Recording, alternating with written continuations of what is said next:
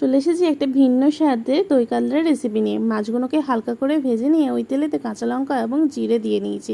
এখানে একটু আদা বাটা দিয়ে নিচ্ছি। আমার কাছে টমেটো ছিল না, ওই জন্য আমি টমেটো সস অ্যাড করেছি। তোমাদের কাছে যদি টমেটো থাকে তো টমেটো পেস্ট অ্যাড করো। এখানে একটা পেস্ট বানিয়ে নিচ্ছি সর্ষে পোস্ত, কাঁচা লঙ্কা আর কাজু বাদামের। তো পেস্টটা আমি কড়াইয়ের মধ্যে দিয়ে দিয়েছি। ভালো করে কষিয়ে নেবে যাতে কোনো মশলার গন্ধ না থাকে।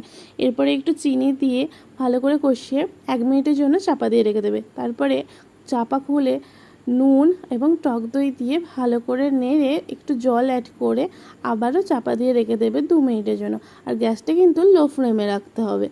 তারপরে এখানে একটা ভাজা মশলা অ্যাড করেছি। ভাজা মশলা জিরে আর মৌরি শুকনো খোলায় ভেজে আমি গুঁড়ে রেখে দিয়েছিলাম। আর এই যে গরম মশলা দিয়ে মাছগুলোকে এবার গ্রেভির মধ্যে দিয়ে দেবো। মাছগুলোকে 2 মিনিটের জন্য ঢাকা চাপা দিয়ে রেখে দেবো। এবার হয়ে গেলেই ঢাকা খুলেই হয়ে গেছে। আমার উপর থেকে একটু ভাজা মশলা ছড়িয়ে